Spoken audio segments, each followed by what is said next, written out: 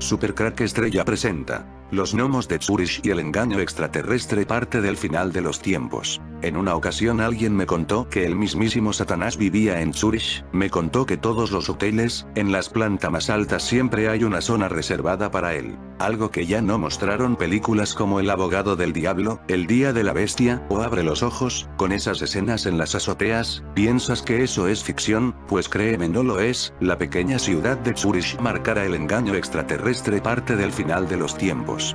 Poco o nada se habló de ellos, pero los gnomos de Zurich es la sociedad secreta más siniestra de nuestro planeta Tierra. Ellos marcan la Agenda 2030, donde la educación de tus hijos pasará a manos del gobierno global, donde una cartilla dirá dónde puedes entrar y dónde no puedes entrar. Kennedy y los gnomos de Zurich, pasados 19 años, esos figurativos gnomos siguen haciendo de las suyas. Hoy en algunos lugares se los llama de otra manera, pero siempre son los mismos y actúan en las principales urbes, no solo en la ciudad suiza que les dio su nombre, Washington, Nueva York, Los Ángeles, Moscú, San Petersburgo, Beijing, Shanghái, París, Londres, Berlín, etc. Detentan grupos de poder vía líderes políticos y ejecutivos de sus grandes empresas transnacionales, forman un conjunto multiforme que actúa sutilmente silencioso, como si el planeta y sus inmensos recursos le perteneciera. Esa élite te odia, créeme, no hay nada más que desprecien ellos que al ser humano. Su sueño es una república a la romana, y un nuevo tipo de esclavo. ¿De verdad piensas que eres libre? Ellos hacen lo que quieren y como quieren, y si no te gusta te silencian. La frase gnomos de Zurich la divulgó el ex primer ministro británico Harold Wilson en los años 50 del siglo XX. Usó la expresión para referirse a la forma oculta en que los banqueros suizos de Zurich, centro financiero de alcance mundial, especulaban, agigantando o aminorando las crisis de turno en función de sus intereses. Pasados los años, el presidente estadounidense John Fitzgerald Kennedy popularizó mundialmente la expresión al referirse explícitamente en uno de sus últimos discursos de 1963 a los gnomos de Zurich. En esa oportunidad, Kennedy englobó en el apelativo a poderes ocultos de nivel planetario que deberían ser develados, por traficar con crisis internacionales o creándolas a su gusto cuando así les convenía. Con el tiempo, la expresión gnomos de Zurich pasó a formar parte de varias teorías conspirativas, algunas extremas y alejadas de la realidad, otras no tanto. Lo que quiso decirnos Kennedy quedó en el misterio por su trágica muerte en noviembre de 1963, es más, muchos piensan que fue asesinado para que no revele nombres ni fuentes de esos misteriosos personajes.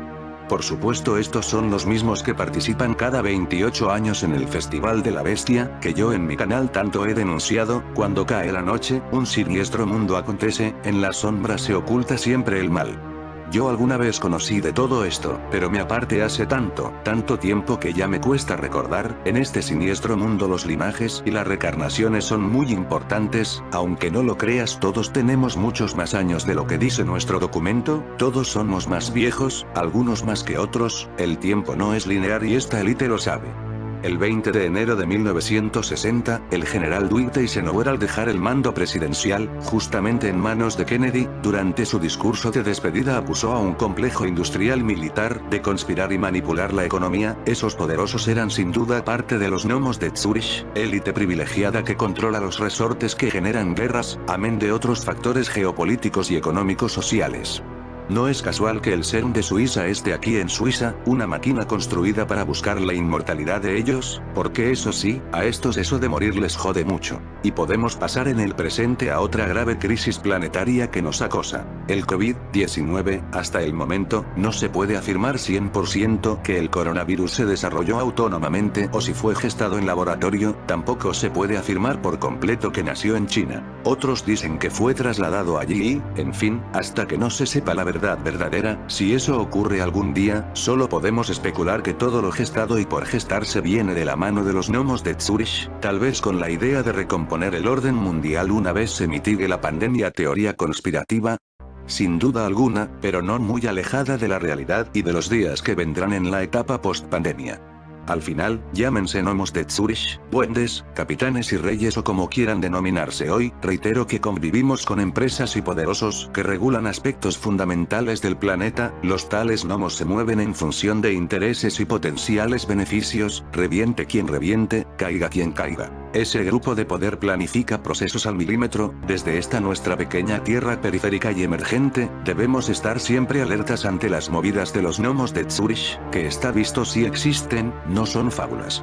Sabemos que dentro de los eventos que giran alrededor del final de los tiempos como se describe en la Biblia, se incluirá un tremendo engaño, Mateo 24:24.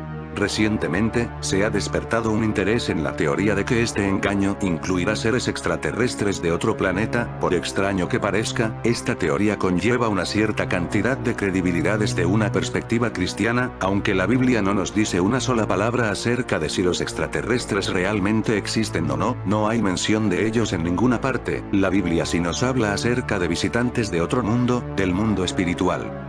Desde el principio, las apariciones de los demonios, ángeles caídos, a la tierra, han sido presenciadas y registradas. Desde el encuentro que sostuvo Eva con Satanás, sabemos que los demonios están interesados en controlar y modificar el progreso de la humanidad. Ellos quieren involucrarse con el objetivo de alejar a la humanidad de la adoración de Dios, y por el contrario, quieren desviar la atención del ser humano hacia ellos.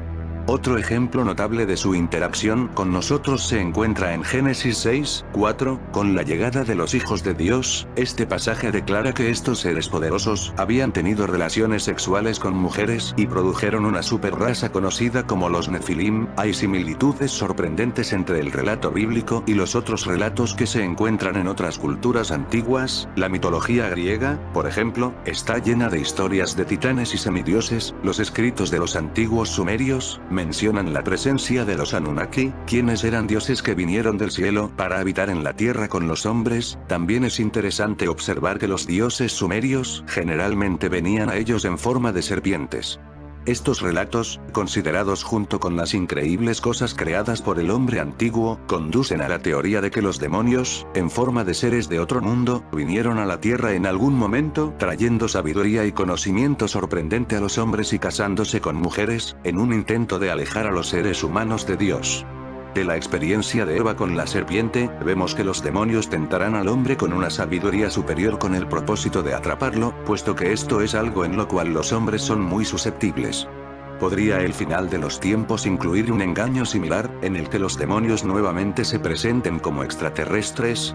La Biblia no aborda directamente el asunto, pero sin duda es creíble por un sinnúmero de razones. En primer lugar, la Biblia nos dice que el mundo se unirá bajo el poder del anticristo, a fin de lograr la unidad entre todas las religiones del mundo. Tendría sentido para el unificador venir de una fuente externa, no partidista, es decir, de un origen extraterrestre. Es difícil imaginar que una religión se convierta en cabeza de todas las demás, a menos que un nuevo conocimiento sobrenatural sea el atractivo y el poder de la nueva religión.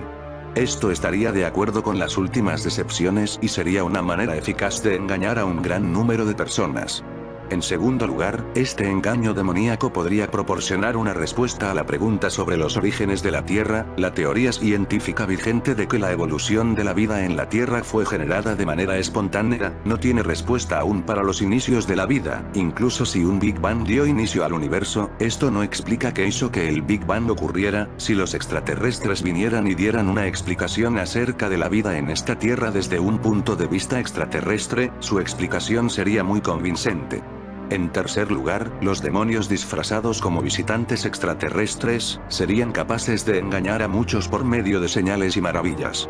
El anticristo y el falso profeta harán milagros. La venida del inicuo será conforme a la obra de Satanás, manifestándose en toda clase de milagros, señales y maravillas mentirosas. 2 Tesalonicenses 2:9. Compárese Apocalipsis 13:3.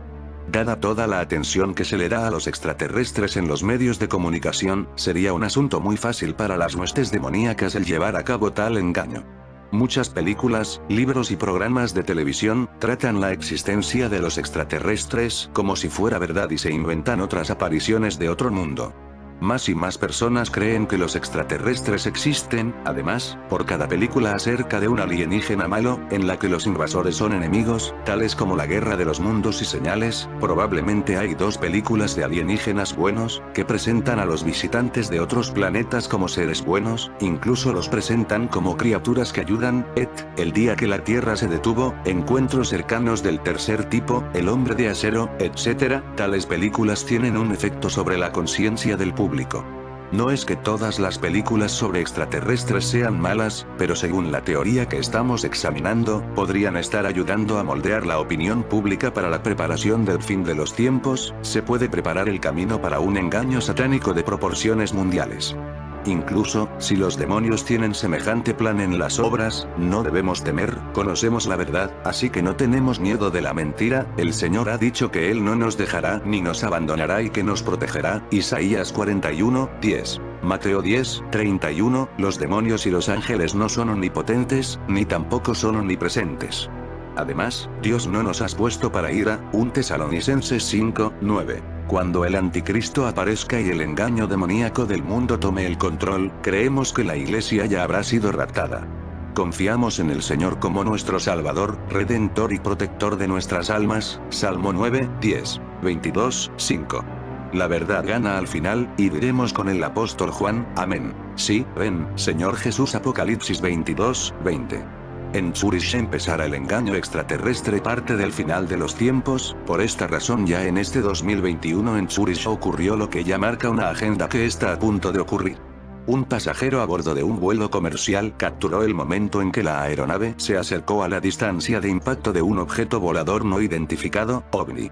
El viajero estaba a bordo de un vuelo de Singapore Airlines el 17 de enero y comenzó a filmar el descenso del avión a Zúrich, Suiza, a través de la ventana. Al principio, el video, filmado entre las 7:20 y las 7:50 am, muestra simplemente el paisaje pintoresco, con lagos y campos. Pero después de que el avión se inclina hacia la derecha, se puede ver un objeto blanco cruzando el cielo justo debajo de su trayectoria de vuelo. Es imposible decir cuál era el objeto, ya que salió del plano demasiado rápido.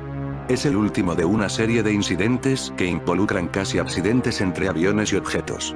Un objeto desconocido se acercó a 20 pies de un avión comercial después de que despegó del aeropuerto de Heathrow el año pasado. Los pilotos del Airbus A321 el 15 de octubre informaron haber visto un objeto rojo brillante que pasaba por el lado izquierdo del avión, no muy lejos del ala izquierda, después de que el avión acababa de superar los 3000 pies de altitud. La velocidad a la que viajaban hacía imposible decir si el objeto era un globo de helio o un dron. Si era el último, volaba a 7,5 veces el límite legal en el Reino Unido, 400 pies. Una vez más quiero recordar el incidente en el aeropuerto de Madrid el año pasado, un mes antes de la pandemia. Ya se había advertido a los pilotos que tuvieran cuidado después de un avistamiento previo de un dron al este del aeródromo. Activaron la función de piloto automático después del despegue para mantener la vigilancia. Según la Junta de Airprox del Reino Unido, que investiga a los casi accidentes entre aeronaves y objetos, el incidente se clasificó como categoría A, el nivel de riesgo más alto. La Junta consideró que el relato general del piloto sobre el incidente describía una situación en la que la providencia había jugado un papel importante en el incidente o había existido un riesgo definido de colisión, se lee en el informe. Por lo tanto debemos mirar qué ocurre en Zúrich, para quizás sabes qué futuro nos espera. En Zúrich está el príncipe copero. Al parecer, y siguiendo la tradición de la mitología griega, Ganímedes fue llevado al Olimpo a lomos de un águila que era el mismísimo Zeus, como premio por los regalos que su padre, el rey Tros, había ofrecido al padre de los dioses. Ganímedes no solo vivió en el Olimpo para siempre ya que se convirtió en inmortal, sino que fue copero de los dioses y amante de Zeus, hasta que éste lo transformó en la constelación de Acuario. Y precisamente sobre el momento en que Ganímedes va a ser llevado al cielo trata esta escultura que se encuentra junto al lago de Zúrich, y que fue realizada por un artista llamado Hermann Ubacher en 1952. Según muchos críticos, las connotaciones artísticas pesan menos que las políticas, ya que al parecer tiene mucho de ideología nazi, aunque no está del todo comprobado. De cualquier manera, la escultura, aunque sencilla, tiene su encanto y el suficiente poder de atracción para llevarnos hasta la orilla del lago, desde donde se tienen unas bonitas vistas de los embarcaderos que lo rodean. Pero porque esta sociedad llamados los gnomos de Zúrich están interesados en Ganímedes, Ganímedes es para ellos la vida en la cuarta dimensión, ese lugar donde ellos piensan serán inmortales cuando sea abierto por el CERN de Suiza. Y no solo eso, en este 2021 la NASA detecta una misteriosa señal de radio procedente de Ganímedes. En principio, creen los expertos que la señal no tiene origen alienígena, sino que es más de una función natural.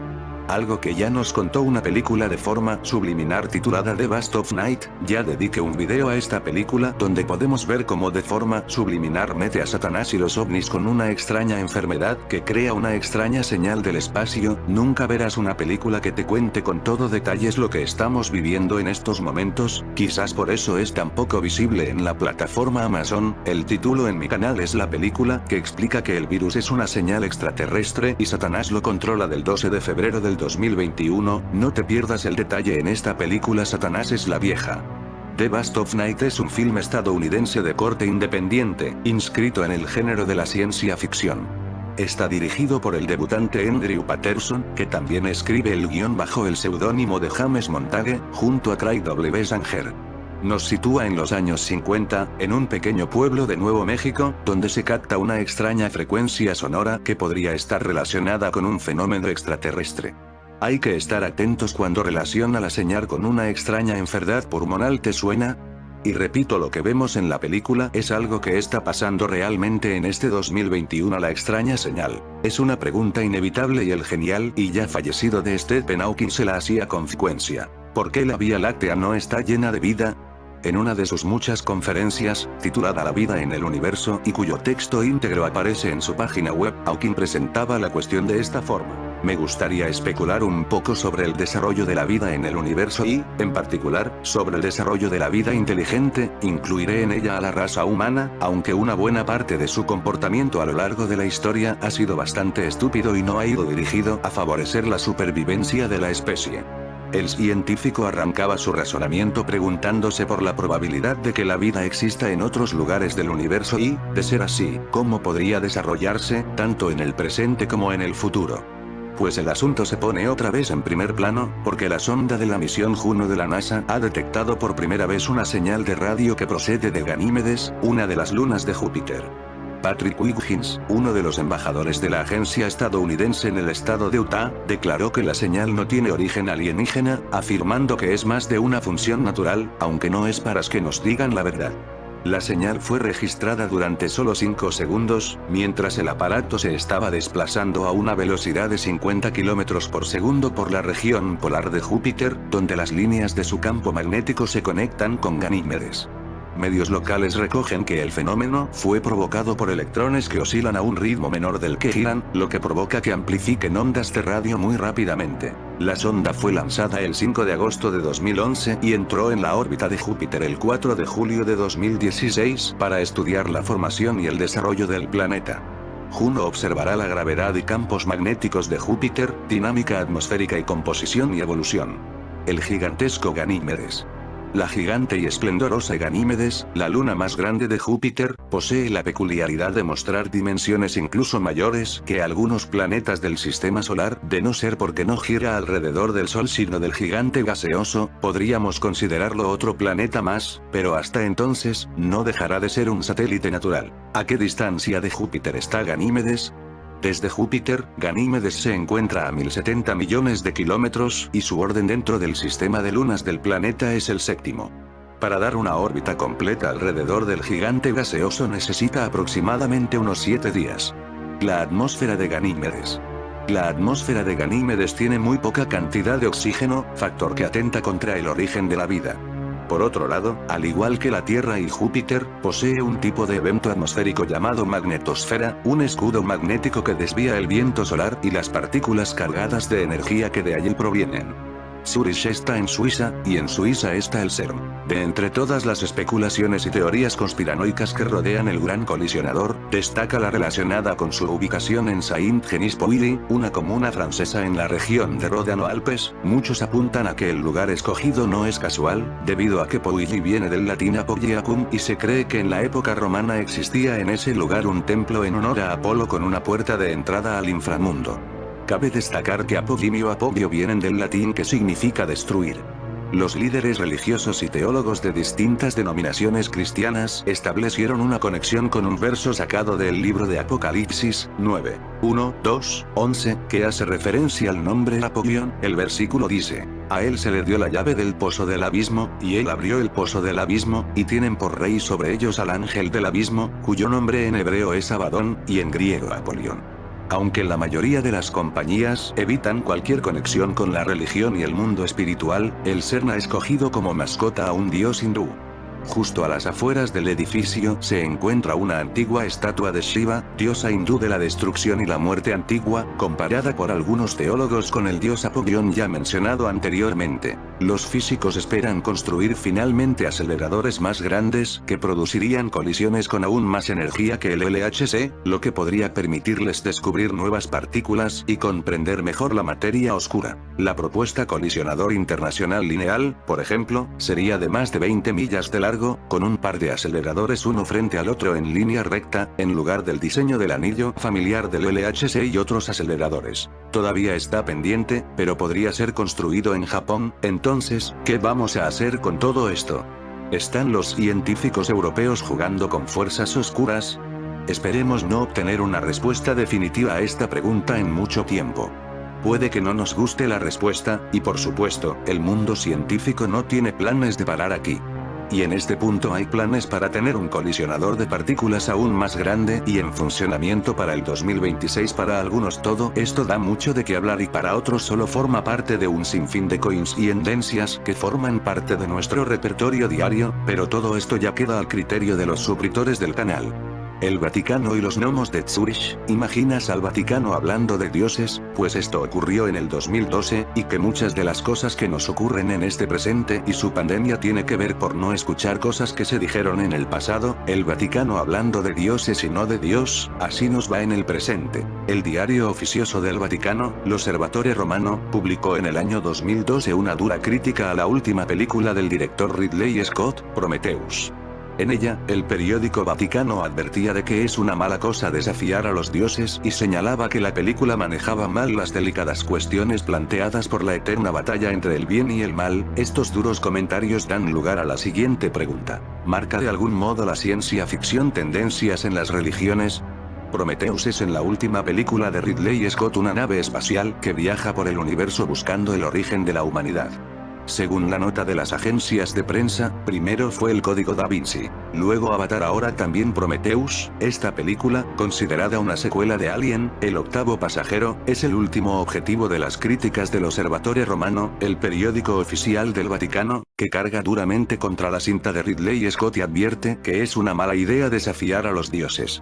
La película, que se estrenó en Italia el 14 de septiembre del 2012, está protagonizada por Michael Fassbender, Noomi Rapace y Charlize Theron, y relata las andanzas de un equipo de exploradores que viajan por el universo buscando comprender los orígenes de la humanidad en la Tierra después de descubrir una serie de pistas dejadas por antiguas civilizaciones. L'Osservatore Romano señala que esta película es un nuevo intento por cocinar el secreto de la inmortalidad, maneja mal las delicadas cuestiones planteadas por la eterna batalla entre el bien y el mal. El cine de Scott, que ya centró la atención del Vaticano hace 3 décadas con Blade Runner, simboliza para el diario una baldía búsqueda de lo sobrenatural y advierte que es mala idea desafiar a los dioses. Prometheus ocupó en septiembre el segundo puesto en la taquilla italiana por detrás de Magic Mike, la comedia de Steven Soderbergh sobre el mundo de los strippers masculinos que, de momento, no ha generado ninguna queja por parte del Vaticano. Entre otras cosas, Prometheus no solo se cuestiona si existe Dios y de dónde venimos, sino que pregunta: ¿qué ocurre si cuando encontramos a Dios descubrimos su ira? La ciencia ficción ha tenido siempre una cierta predilección por los temas teológicos. En vez de ver el mundo tal y como es, ha indagado siempre sobre las últimas cuestiones: ¿de dónde venimos? ¿Hay un creador? ¿Quiere destruirnos? ¿Puede salvarnos? Hace 30 años que Ridley Scott se preguntaba si en el espacio nadie puede oír tus gritos. Alien, 1979, y si el creador puede darnos la inmortalidad. Blade Runner, 1982, ahora se interroga sobre quién es él y cuál es el origen del mal. Prometheus, 2012. Si esto no es teología, ya me dirán lo que es. Y prosigue: he tenido que volver a preguntarme en qué creo, si creo en Dios y qué fe tengo, dice la actriz Noomi Rapace en la película, encarnando a una doctora católica. Cualquiera que piense en esta película, saldrá con las mismas interrogantes. ¿De dónde venimos? ¿Hay un alma, una vida después de la muerte? ¿Algo más allá del mundo natural, un Dios? Y si lo hay, ¿por qué nos ha dejado? ¿Es bueno? ¿Puedes creer en él cuando todo va mal? ¿O negarlo es solo una forma de intentar escapar a su autoridad moral sobre nuestras vidas? ¿Es posible encontrar las huellas del creador de la humanidad en nuestro mundo? Pasemos al argumento. Estamos en el año 2089. Dos arqueólogos, interpretados por Rapace y Marshall Green, encuentran un pictograma en una cueva de la isla de Skye en Escocia. La imagen tiene relación con otros dibujos similares en otras partes del mundo, que muestran como un mapa estelar, que nos invita a entrar en contacto con nuestros creadores. Un multimillonario moribundo Guy Pearce financia la misión, llevando un grupo de científicos a bordo de la nave Prometheus. Su propósito es que puedan descubrir de dónde venimos y a dónde vamos, después de morir. El trasfondo de arqueología ficción nos recuerda inmediatamente la obra de Erich von Däniken, el autor suizo-alemán, y es que los gnomos de Zurich están detrás de todo este mensaje que trae la película. El autor suizo-alemán que tantos libros vendió en los años 70, sobre las supuestas evidencias de extraterrestres en la antigüedad. Es él quien apunta a la posibilidad de que ellos tuvieran algo que ver con la creación de la especie humana. Los extraterrestres que los tripulantes de Prometheus esperan encontrar, son alienígenas humanoides, que llaman los ingenieros.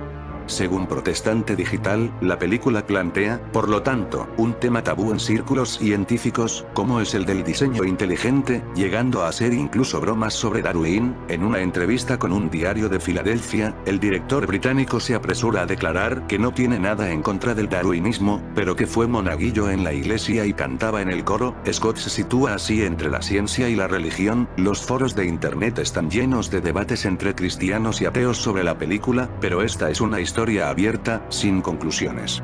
Cosmogonía del mal. El segundo tema de conflicto entre ciencia y religión se refiere a la interpretación del mal. Prometheus es la secuela de una mítica película británica de finales de los 70, Alien, el octavo pasajero, basada en clásicos norteamericanos de los años 50, y la peculiar estética del surrealista suizo H.R. Giger, junto al dibujante Frances Moebius. Scott nunca la consideró una historia de ciencia ficción, muchos la ven como una obra de terror, pero el director inglés la ha calificado siempre de thriller. La estructura de ambas películas es similar, como observa Ángel Sala. Una expedición espacial, encabezada por una doctora y manipulada por una gran corporación, que oculta sus verdaderos intereses a través de un avanzado androide del genial Michael Fassbender. La tesis recuerda, sin embargo, al clásico de Stanley Kubrick, 2001, Una odisea del espacio, 1968, por su teoría del monolito y el ordenador AL. El guionista es el autor de la serie de televisión Perdidos, Lindelof. El tema de Prometheus, opina Protestante Digital, es el dominio del mal, de la destrucción y el horror en el universo, frente al paraíso ecológico y espiritual de Avatar. Scott nos muestra un futuro oscuro y terrorífico. La heroína del film es una creyente con un padre que parece médico misionero. La muerte violenta de él, contada en un confuso sueño, desafía su fe, pero lleva una cruz al cuello, cuya pérdida y recuperación es clave para entender la historia. No es extraño, por lo tanto, que haya cristianos entusiasmados con la película. Buscando a Dios en el lugar equivocado. Tercer tema de conflicto: ciencia-religión. La tecnología busca a un Dios equivocado. Tenemos que darnos cuenta, sin embargo, que a pesar de las referencias cristianas de la película La Cruz, el árbol de Navidad, el lavamiento de pies, el ser humano puede no ser una creación deliberada de los ingenieros de Prometheus, sino algo accidental, como sugiere el enigmático inicio de la película, cuando un alienígena se disuelve molecularmente en un mundo desconocido. Creer en el diseño inteligente no es lo mismo que creer en Dios. La doctora Shaw es descrita como una verdadera creyente. Ella cree que los ingenieros existen y que nos han creado. En eso estaba en lo cierto, pero sin embargo se equivocó cuando pensó que ellos tienen la respuesta a nuestros problemas y pueden ayudarnos, como observa Gabriel Mke, autor del libro El Evangelio según la ciencia ficción. Prometeo es un semidios que desafía a los dioses, abusando de sus poderes, en su caso, el fuego; en el nuestro, la tecnología. Cuando a uno de los personajes le preguntan por qué tiene tanto interés en contactar con los alienígenas, les contesta: para conocer a mi creador. Su explicación es tremendamente sugerente. Si ellos nos han hecho, seguramente pueden salvarnos, a mí, por lo menos. Su incrédulo interrogador le pregunta: ¿salvarte, de qué? La respuesta no puede ser mejor: de la muerte, por supuesto. La vida eterna. El cuarto tema se refiere a la inmortalidad. Como en Blade Runner, encontrar a nuestro creador es buscar la vida eterna. Lo que Scott entiende que es la idea que transmiten las religiones judeocristianas, es que la vida eterna se genera en tu evolución, como individuo a través de tus hijos. Es obvio que el tipo de iglesia que el director ha conocido no es particularmente bíblica. No es sorprendente que diga entonces, claro que eso no es lo que uno quisiera escuchar. Ya que como él dice, no nos basta con ser inmortales a través de nuestros hijos. Protestante Digital apunta una coletilla doctrinal. Para los verdaderos cristianos, la vida eterna es conocer a Dios a través de su Hijo, Jesucristo, Juan 17:3, resucitando con él a una nueva vida en la carne, 2 Corintios 4:14, no es darles a tus hijos una herencia que se mantenga en su memoria, sino una vida real en un cuerpo renovado, como el de Cristo, al levantarse de los muertos, 2 Corintios 4:14, Cristo no da otra vida que no sea eterna. ¿Un padre en los cielos? La imagen de Dios late en el fondo de toda la película. Tengamos en cuenta que los hermanos Scott Tony era también director, pero se suicidó hace poco. Al entrar en un estado terminal de cáncer, se criaron prácticamente abandonados por su padre, un coronel del ejército británico. Ese extrañamiento se ve en la forma como el replicante de Blade Runner busca a su diseñador. Cuando lo encuentra, le suplica, quiero más vida, padre. Al no poder cumplir sus demandas, frustrado y airado, le mata. De igual forma, en Prometheus, Vicker Charlize Theron está alejada de su padre. El androide le dice, ¿no queremos todos ver morir a nuestros padres? La pregunta de esta película no es quién nos ha hecho, sino por qué quiere matarnos. Scott tiene razón en pensar que el Creador tiene algo contra nosotros, pero él no es el padre ausente que ha conocido en su infancia. El Dios Trino, que nos presenta la Biblia, está presente y activo en el universo, que sostiene por su palabra, buscando el bien eterno de sus hijos. Es más, ha dado su vida por una creación rebelde, que no merece ser librada de la destrucción eterna. Aquí Protestante Digital añade un comentario doctrinal. ¿Quién podrá soportar la ira de Dios? Se preguntan aún, es como un fuego abrasador. Las rocas se hacen pedazos ante él. 1:6. Tal y como somos, no podemos permanecer ante él. Salmo 76:7. La buena noticia es que él ha sufrido su ira por nosotros. Su sacrificio no es comparable al de ninguno de estos personajes de la película, que dan la vida por sus amigos. Él murió por sus enemigos, aquellos que estaban enfrentados contra él. Mayor amor no existe en el universo. Tal entrega nos libera y da vida eterna. 2. La revolución naturalista. En el extremo opuesto a Protestante Digital, la página web Revolución Naturalista titula su artículo de esta manera: Prometheus. No seas escéptico. Escribe, desde que el cine ha muerto no tiene sentido analizar las películas como si fueran obras de arte. Por la misma razón, el oficio de crítico cinematográfico tiene la misma vigencia hoy que el de arcabucero. Realmente, el único modo de evitar dormirse en el cine actual es leer las películas en claves teológicas, filosóficas, propagandísticas y conspiranoicas. Y, en este sentido, Prometeo en Hispanoamérica, ofrece excelentes oportunidades de entretenimiento. En opinión de esta página web, esta película contiene toneladas tan pesadas de propaganda religiosa y del diseño inteligente que cuesta creer que la trama se les haya ocurrido sin más a los autores. Uno de los guionistas de Lost es coautor, sin recibir ningún tipo de sugerencia o estímulo financiero externo. Por otra parte, la tesis astroarqueológica de Prometheus haría las delicias de un Erich von Däniken que nos echaría Sitchin. Todo arranca con el descubrimiento de un mapa estelar concebido por culturas remotas que no han tenido contacto entre sí, y que apunta al planeta natal de los ingenieros genéticos de la especie humana. Los fabulosos hallazgos de estos astroarqueólogos ponen en riesgo 300 años de darwinismo. La mano del guionista de Perdidos se deja notar sobre todo en las características multiculturales del reparto. Al igual que en la famosa serie televisiva, aquí también hay una gran variedad racial. Hay al menos 2 nazis arios. El androide fascista interpretado por Michael Fassbender, al entrar en el puesto de mando alienígena exclama, es claramente una raza superior. Y la jefasa dominante y probable transgénero Meredith Vickers, Charlize Theron, además, un hippie posmoderno burgués, Charlie Holloway, Logan Marshall Green, amante comprensivo de la infértil Elizabeth Shaw, Noomi Rapace, el negro Capitán Janet, Idris Elba, o el técnico asiático Ravel, Benedict Wong. La crítica a la religiosidad de la película se acentúa. La religiosidad impregna y vertebra la trama de principio a fin. Para empezar, la domina Meredith Vickers se muestra como una laicista radical a la que le molestan los arbolitos navideños. Probablemente, es atea, al igual que el egoísta magnate Peter Weyland, Guy Pearce, que antes de expirar musita no hay nada. La heroína de la película, Elizabeth Shaw, es la que más ardientemente se resiste a la secularización. Los héroes de Prometheus son, a pesar de todo, fervientes creyentes. No seas escéptico, reprocha Shaw a los que dudan de la astroarqueología, cristianos más que prometeicos, que creen en las reconfortantes ficciones del más allá porque es lo que han elegido creer. ¿Alguna vez te preguntaste por qué la Guardia del Vaticano se llama la Guardia Suiza? Porque ellos están a la cabeza de los gnomos de Zurich. En fin amigos de Supercrack Estrella, si el video te gustó pulgar arriba,